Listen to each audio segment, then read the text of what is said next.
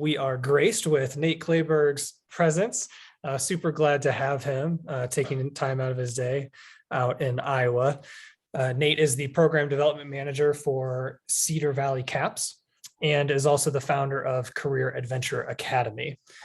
To kind of just remind everyone of what this webinar is about, we're going to explore how you can make career exploration a regular part of the learning experience, how to form genuine partnerships between schools and local businesses, and even just if you play the role of a teacher, how can you influence potentially those partnerships out in the community? And then the overall impact this has on young people beyond their time in K through 12 education. So Nate has a lot of knowledge with his time at CAPS and before and in his entrepreneurial work. So I'm going to turn it over to him to give some background, share some stories, and get into the nitty gritty of how you can actually take this knowledge and apply it wherever you're coming from. Sure. Well, I appreciate Paul having the invitation to be a part of this and represent not only our program in Cedar Falls, Iowa, which is in Northeast Iowa. It's a community. If anybody is familiar with Kurt Warner, who was a quarterback for the Arizona Cardinals and St. Louis Rams, he went to college here, the University of Northern Iowa in this area. And bagged groceries here, if you've seen the movie that just came out. So that's kind of our claim to fame in this area, just to try and give some focus. We also are a huge manufacturer in this area. John Deere Company makes their largest agricultural tractors here and employ about 5,500 people plus, thousands more in a supply chain. So that's kind of where we're sitting right here in Northeast Iowa.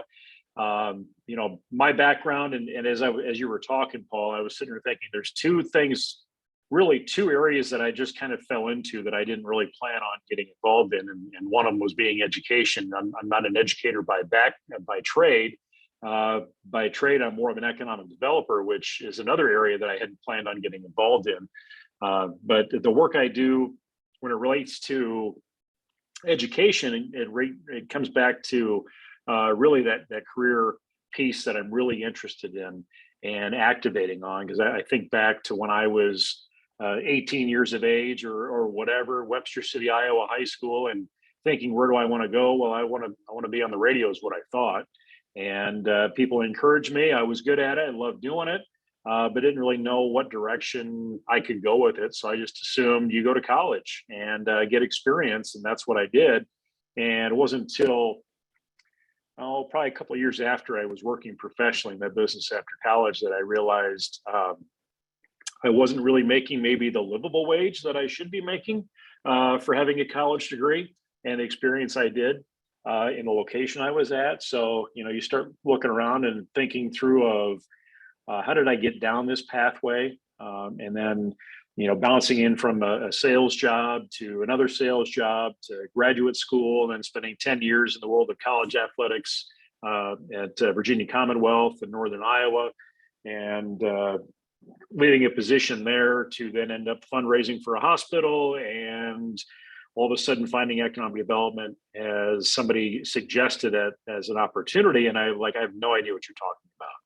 And this is something as we evolve through here, as I got involved in economic development now about 11 years ago, workforce was the thing. And back in 2011, 12, there was kind of the prediction of what we're seeing now with this workforce shortage. But I don't think anybody thought it would be to the extent it is now as it relates to the boomers bailing and what has happened here in the last year and a half, 2 years with early retirements and great resignations and things like that are happening, that I started reflecting on it really solidified the reflections I was having on, I wish there was somebody or a program that would have taken time for me, sat me down to help me try and figure out what direction I'm going to go after high school. And when you look at the program that I'm involved in, which is CAPS, which is the Center for Advanced Professional Studies here in Northeast Iowa, it's part of we have a regional group with Cedar Valley that has 8 high schools tied to it. And we serve about 275 students this school year. We are affiliated with another program in Northwest Iowa, Siouxland CAPS, which is just brand new in their second semester with another 30 students, I believe, involved in that. But it's part of a bigger national network, the CAPS network out of Overland Park, Kansas, suburb of Kansas City. And Corey Moen and Greg Brown, that do a great job leading that program down there, which involves, I believe, 75 different programs through 20 some states, 3 countries. It's 150 some odd school districts.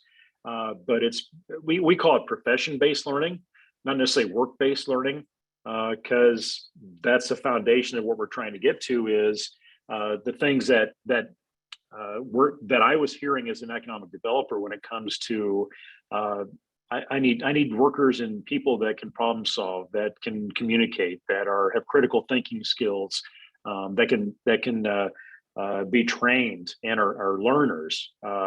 That's the foundations of what CAPS really gets into. And from a school standpoint, and this is where I come in, is not being an educator, or almost just, I guess I'm now being considered an educator by association, but not training. How do we have an impact with this education to then have an impact with our businesses in our communities to have an impact? And that's where I was brought in 5 years ago with my background with economic development organizations and chambers of commerce to connect business and education. And Paul, you've seen it and heard it. Business and education don't know how to play in the sandbox together very well. They'll do it, but I always feel like one has the sandbox, or one has the bucket and shovel, and the other one wants the bucket and shovel. And how do we do this? One operates 9 months out of the year, another one's 12 months out of the year.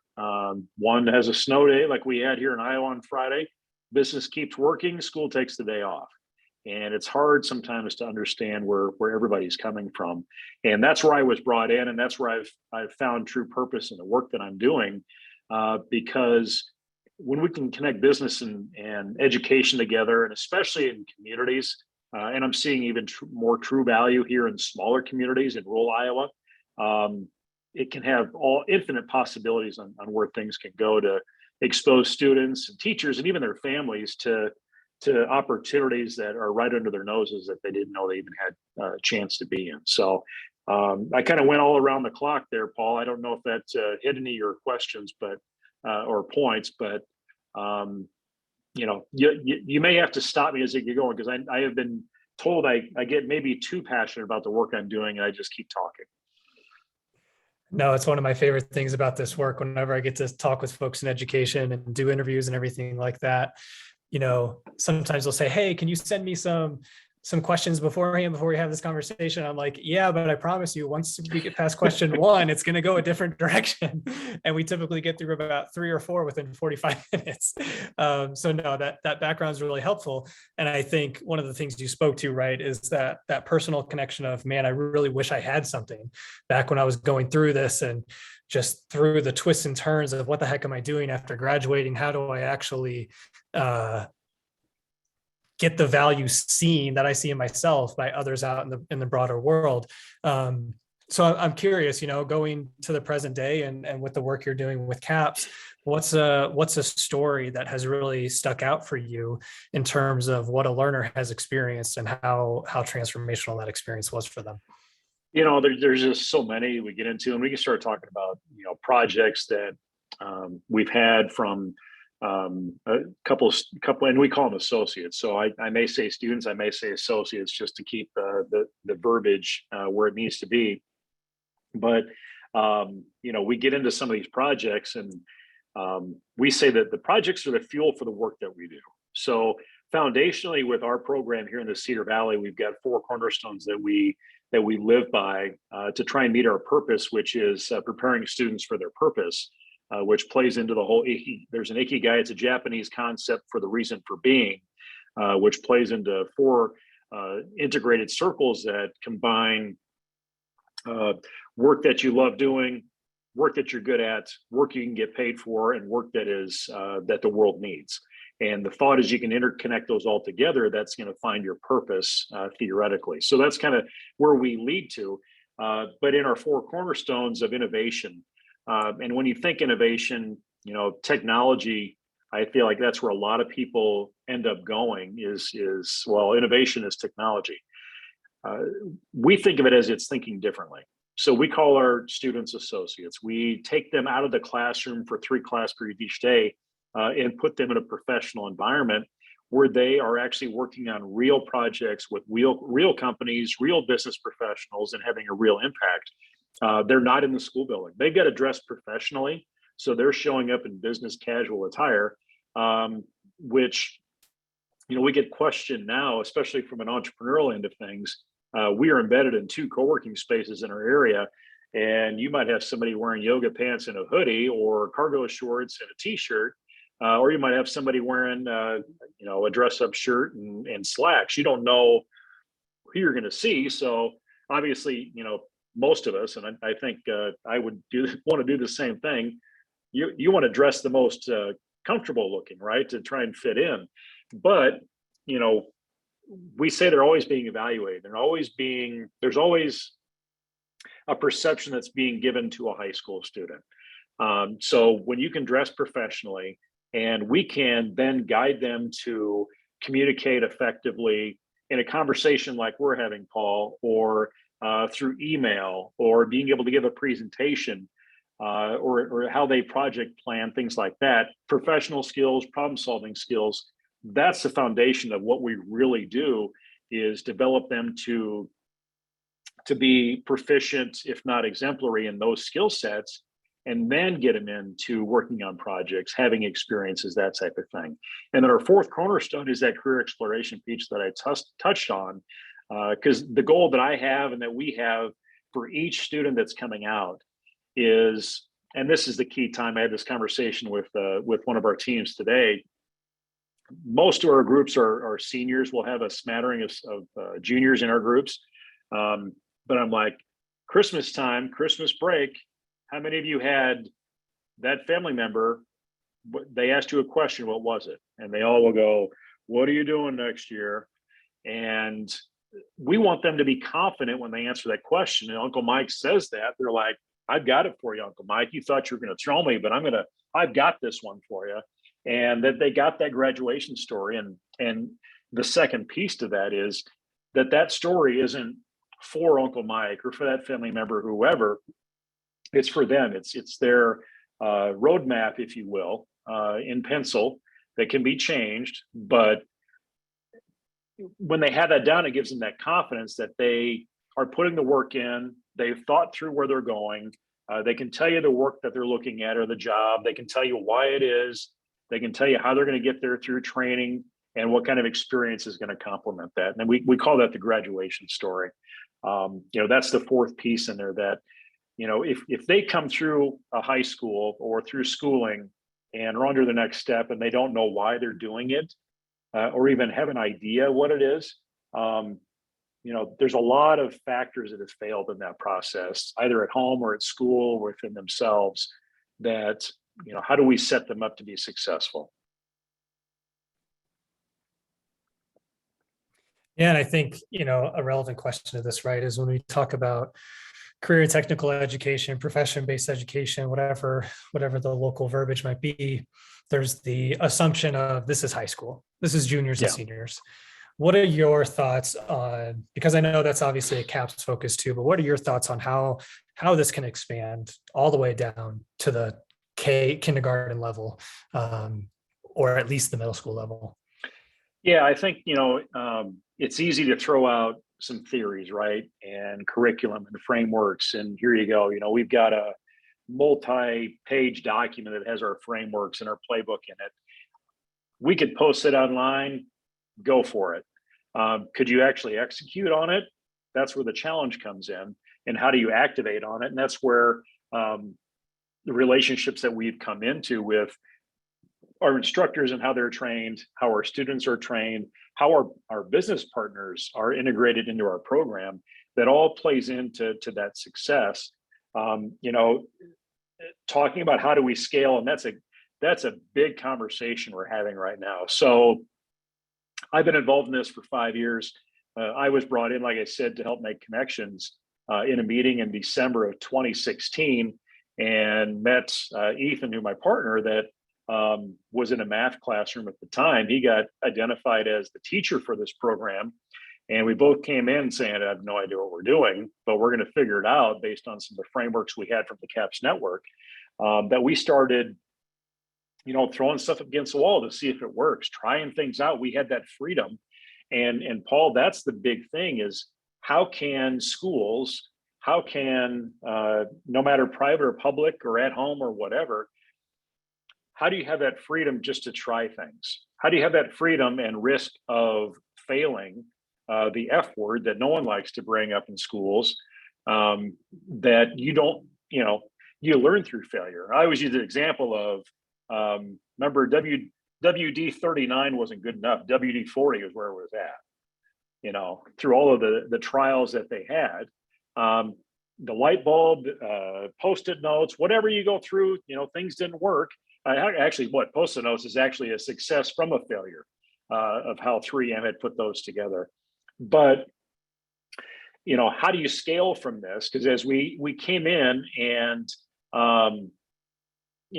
we're at 13 associates back in the first semester we had that began in January of 2017. And like I said, we're going to serve 275 students through 8 high schools in our region, juniors and seniors. We're seeing the work we've done with projects, and I'll talk about some of those here in a little bit, because that's the sexy part of this is some of those results.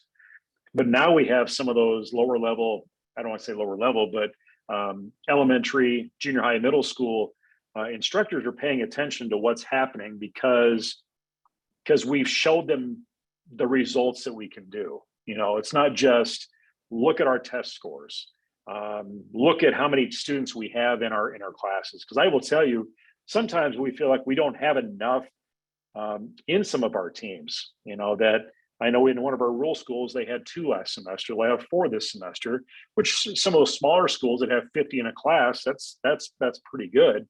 But I don't want to judge our program on how many students we have, but more on the impact we have. But it's hard to, put a number to that, right? And there might be a satisfaction score that we get into. But we have a 6th grade instructor in Cedar Falls that was a part of a STEM Best program that went through a couple of years ago, that our instructors had also gone through in the summer with that. And they started talking about the design thinking and design sprints and some of the training. And it was really interesting to him. So he challenged his 6th graders. The design sprint he had for them was solve a problem in our school. And this is an elementary school. And I think, 6th graders. It came up from, the problem was 6th graders weren't getting on the swings soon enough at recess. Okay, to us, it's like, but to a 6th grader, that's a big deal. Or even a 4th grader, that they found out that the schedules, the way they lined up, by the time they got out there, kids were out there earlier and took them. So their solution was to adjust the lunch schedule so they could get out there. And I remember having this conversation with Ethan and then one of our other instructors. I said, what would it be like when these kids take CAPS and they've already been through this type of thinking and learning? And what we're going to begin tomorrow, probably 4 weeks of onboarding and training before we even give them a chance to start working on projects or going out and having experiences and conversations with career professionals as shadows or whatever, because we feel like there's stuff that they don't know. It's interesting, we throw out, what does BCC mean in an email, or a CC in email, or what is this email signature? What do you put in a subject line? To Paul and to you and to Paul and me, we just hammer it out, right? But to them, they sit there and they haven't been taught that. They know the Pythagorean theorem, or are supposed to, but some of these pieces that you really need to know to foundationally learn when you get into a work environment or even into a college environment, that's what we're focused on right now, are those pieces. So can it scale at a younger level? Yes. But it does take leadership. It does take, and this is me as a non-educator telling you this, and everybody out there that's maybe listening to what does this non-teacher know? But I do business consulting. I do coaching like that. I've had clients over the years that I've helped open their eyes to different things on an organizational end. So I'm taking some of this thinking into it. It takes having a different mindset and not just doing things the way they've always been done. We had a conversation earlier today about, one of my pet peeves is when somebody says, well, this is what the state wants us to do, or this is what the state tells us we have to do. Okay, what's the learning outcome we're trying to get? And I feel like if we're going to take a chance, and this is me maybe poking a little bit of rebel thinking here, if you can show the results that you have through what you're doing and how you're benefiting the students and businesses and communities and whatever, I would challenge any state education office on that, because I can tell you full well of the 50 states in our country, every one of those governors is trying to figure out how they can get more workers in their businesses. And if we can have better workers or better owners or entrepreneurs or whatever, this is foundationally where things need to begin. Whether it's in core curriculum or career technical education or programs like CAPS. So that was a long way around to get to your answer, but there's so many different opportunities to scale. But how do you have scale that impacts, and that's just seen on how many students that you're training or enrolling? Yeah, let's shift this right to the teacher who has 30 kids in a class, maybe 5 to 6 classes a day. They know they have at least the freedom to take independent action. What is that independent action that you would suggest them being able to do for their learners, not only within the classroom itself, but also with that partnership creation piece? Yeah, in CAPS, we take them out of the classroom for about 2 hours every day, and we work on this stuff. So, we've had that feedback of how am I supposed to do this stuff in 42 minutes? Well, it is, how do you think differently about it? How do you integrate some of that learning, that you're not just the sage on the stage, but you're the guy in the side? How do you develop that self-learner, that self-starter? Paul, it's interesting now that we need anything, we can find it pretty much, right? Whether it's an algebra formula or the Pythagorean theorem, or what year really was the War of 1912. Those things are available to us. Do we need to remember all that stuff? That's the big debate right now. So how do you challenge these students in a 6th, 7th grade classroom, or whatever grade you want to pick, to try and come up with some solutions? It's interesting in looking at some of this stuff. Early elementary is already doing some of this stuff. Then I feel like then it trickles away and gets into core curriculum. They're doing some of this stuff early childhood. And even in some of our special ed classrooms, there's a lot of this real world learning that's taking place that special education has been doing for years. So there's those pieces that are happening already, but how do you integrate them into your classroom? But it again is taking that chance and trying things out. Do you have to do it all at once? No, I wouldn't recommend that at all. There's things that we integrate slowly, even now, that it would disrupt things. I think if we just decided to scrap it and start over. But even if it's a simple project that you have a group together on how to best go through this algebra 1 formula and how to best learn it, because the ultimate outcome is, do you know how to do algebra? It's not Johnny's better than Sally and better than Rachel and better than whoever else. But if we're really trying to help everybody be successful, how can we come up with those things that we're seeing businesses do, that we're seeing other organizations, actually successful organizations, do, by just being differently? And that's another piece that comes in where I come in, is bringing in those professionals that I have in my network that we develop relationships with to talk to our instructors. We had a debate yesterday about we had a computer tech, computer applications or computer whatever. It's an elective freshman class, that should they know Word or not? And there was a big debate on thinking, well, everything's Google. Well, you only need to use Google. Do people really use Word anymore? And when you start talking to businesses, those questions you can ask. I've been working with. I'm trying to. There's software out there that we're going to have students be a part of as they get into the professional world. Whether it's Slack as a communication tool, whether it's how they integrate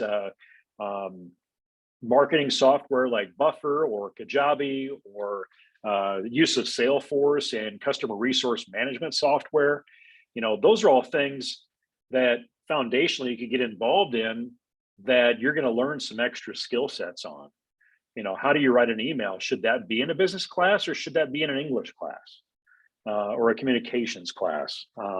Then that, Paul, we could get into a deeper thing on totally revamping what we call all of our classes in school and how they integrate into actually having the results, not just how they have been set up since the 1930s or whatever it's been, and trying things differently. But I didn't give you an exact answer. How can teachers do it, other than saying, talk. If you're a teacher out there, somebody who works in an office or works in a business or has a business, talk to them. Have them come talk to your classroom. See if you can spend 30 minutes going to see how they do their stuff. And I would say, is that during the school day?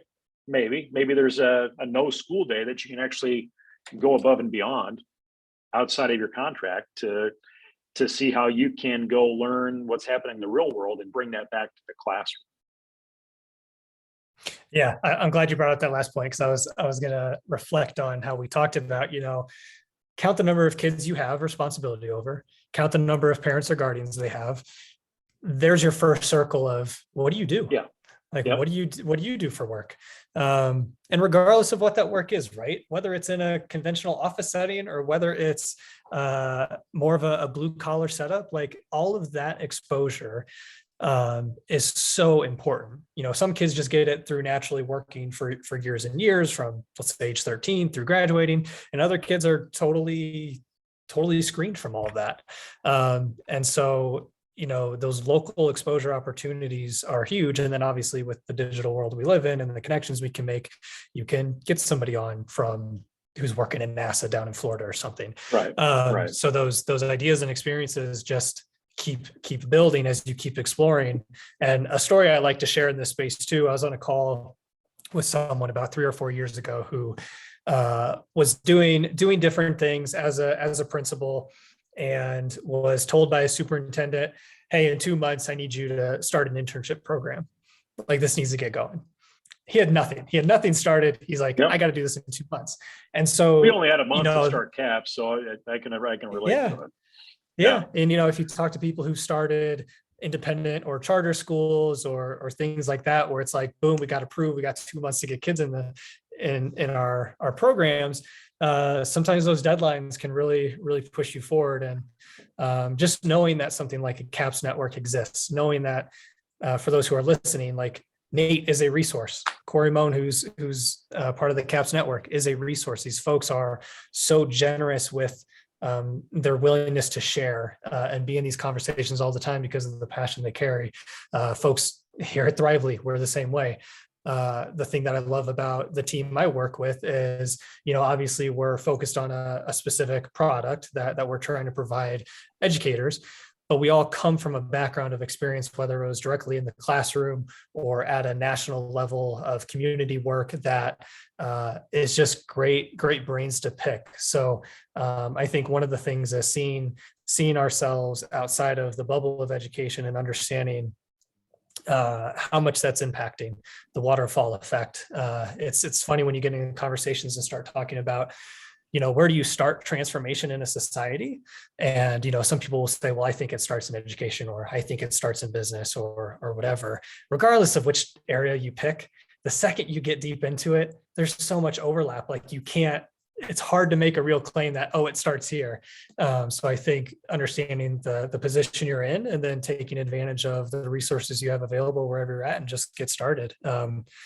So Nate, I want to give you some time to add any final thoughts you might have, and anything you might want to plug to these folks. We can obviously share links in the follow-up of the Sure. recording and everything else. Sure. Yeah, one comment I wrote earlier in our conversation, and we get this from when we talk to parents and business partners, and we talk about this program, or they see what it is or what their kids are going through. They'll say, "I wish I had that when I was in high school," or "I wish my son or daughter had gone through that." And we're getting it now that there's parents that have had this on their radar that are basically saying, "Paul, you're going to take CAPS when you get to that point. You have no choice." I had a student tell me today there was no bones that they were not going to take it, from what their parents had seen and encouraging, which can be challenging. Of course, then I had today too. I had a student associate said she took it because her parents told her not to take it, and I was like, well, I guess there's that avenue too. But she's going to be one that I think is going to be fun to have in here, because she wants to take that risk and she wants to try some new things and maybe give some energy to that group. But when you get involved with programs like this, it really shows, it really brings out to find out who that student really is. And we've had it, Paul, where it's, that must be, that's like the high flyers, that's your A students. Like, no, actually our A students struggle a little bit, because in CAPS, the way our evaluation is set up, because we don't grade, we evaluate, it does result in a grade. But if you do everything we ask you to do, which is similar to high school, you will probably end up with a B. But if you want to step it up a little bit more and take a next step on a project, take a next step in developing a relationship with a professional, doing some extra stuff, which isn't hard, it's just putting the time in to do it, you're going to fit right into where that grade that you want to be in is. But people wishing they had this has really opened our eyes to, you talked about sixth grade or seventh grade or fourth grade. We're like, are we going to do a parents CAPS? Are we going to do an adult CAPS? That gets into some of these. We've had some of those. Do you do an adult CAPS? And we're like, well, we haven't quite gotten there yet. Maybe that's down the line. But what we get into here foundationally is it does take that leadership to pull off what we're doing. And when I say leadership, it does take coordination. And this, coming from the business world, I remember having this conversation early on. I'm like, okay, there's the principal and maybe vice principals, and then you have all these teachers. And I'm like, how is that leadership structure? How does that all work in trying to figure out to actually execute what's going on? So we put a lot of trust in teachers to develop their own game plans based around some frameworks. So what we've done on CAPS, we do give our instructors a lot of trust, a lot of faith to execute. But what we come in, we're not there to tell them what to do. We're there to support them and coach them and lead them on ways to be successful and match those connections in with what the real world is doing, and offer them articles, not from necessarily educational resources, but what is Inc. magazine saying about this? What articles are we finding on LinkedIn, connections we're making that we are so tied to that we can bring into education, which would be an example of, how can a teacher find a business article and how can that relate into their social studies, their current events, their even math, or how that fits into financial literacy or financial math. It's just stepping outside of that industry, Paul, and looking at what is the rest of the world doing outside of education that education is supposed to be feeding into, which is interesting to me. So taking those chances. But the CAPS, from the CAPS network standpoint, they've done so much at the national level to build relationships with institutions of higher ed, groups like yours, to try and continue. I don't want to say start a movement, but continue a movement on how we can have more impactful education, especially as it relates to angling our students and our young people towards careers and being professional and having those skill sets. Corey, he just texted me the real numbers that we have for the network, but 77 programs, 142 districts, 20 states and 3 countries. There's a program in Dubai, and there's a program in program in Mumbai and a program in Canada. And those continue to grow across the country and around the world of who wants to be involved with this. But I'd open the door of if anybody wants to, they can shoot me an email, and if you want to put my email in the chat, you can do that, Paul, or go to our website, cfcaps.org. You have that up in the chat already, or cityvalleycaps.org to learn more about this. But if you're out there as a high school teacher or an administrator or somebody who influences high school education, my first call would be to Corey Moan or Greg Brown at the CAPS Network. And if you go to that yournetwork.org link that Paul has in the chat, connect with them, learn more about, what is CAPS, how can it influence? And it's not just, here's how it is, this is the way it is. It really responds and fits into, what you're trying to do. Profession-based learning, as I've said, is what it is. The key things are being responsive with what the demands of the communities and business are. Self-discovery, exploration, that's key. Professional development, and then having that entrepreneurial mindset, which those how our 4 cornerstones are all built around is that framework. But having those people and as a teacher out there, if you're in a district that you're a 6th grade classroom, you may have another 6th grade teacher next door or 2 more next door. When you're a CAPS instructor, especially in our area, you're on an island. You're in a business and you can't walk across the hall to talk to that other CAPS instructor. So when we can have a network like we have with these 77 programs in 142 districts, the communication and outreach that's happening through email, through phone calls, through Zoom meetings, because we are all going through some of the same stuff our instructors are across the country. Having that partnership and that connection really helps this go a lot easier when you're trying to change what has been around since World War I, World War II, as far as how education is. Yeah, I think one final pin on this for me, whenever I have conversations about these different profession-based programs, I think the irony of what those programs produce is kids get interested in teaching. And yeah.